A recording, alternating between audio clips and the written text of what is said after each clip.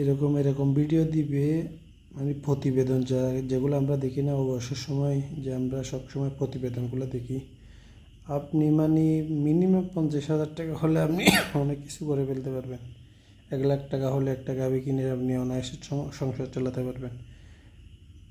অনেকেই পারে, সেটা সম্ভব।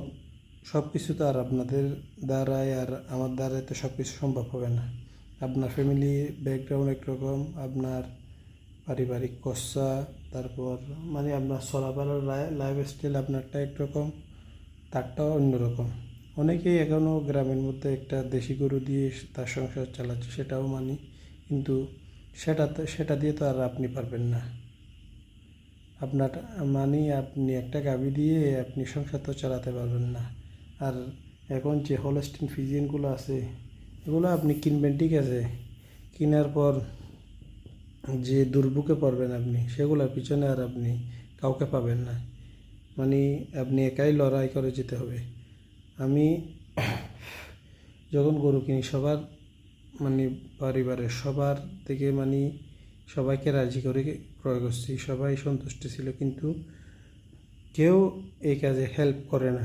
সবাই এমনি ঠিক আছে, বাবা করতেছে ভালো, নিজের কাজ আপনি নিজের থেকে মানে সুখ বিসুখ আপনার অসুস্থ হলেও কিন্তু আপনি বোবা প্রাণীগুলোকে তো আর না খাইয়ে রাখতে পারবেন না। আপনার থেকে এগুলাকে খাবার দিতে তো অবশ্যই হবে। তাই আপনি যদি আপনার গায়ে জ্বরও হয় থাকে, যে কোনো অসুস্থতা বা খারাপ লাগে, সেগুলো আর গরু তো বুঝবে না, আপনার থেকে চালিয়ে যেতে হবে। আজকে 3টা গরু অসুস্থ হওয়ার দরুন আমি এগুলাকে আমি নিজে টেক কেয়ার করতেছি।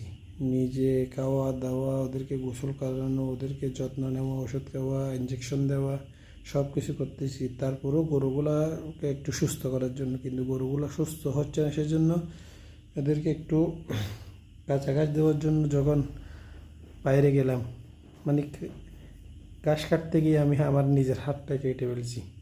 এখন তারপরেও তো এগুলো তো গরু বুঝবে না, এগুলো তো আপনার থেকে চালিয়ে যেতে হবে। অবশ্যই প্রতিদিন কাছাকাছি যেতে হবে, না হলে আপনি এদেরকে বাঁচাবেন কীভাবে?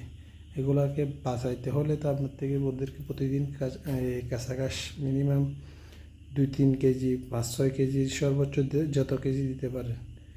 আমি না পারলে ডেলি 2 কেজি 5 কেজি তো দিতে হবে।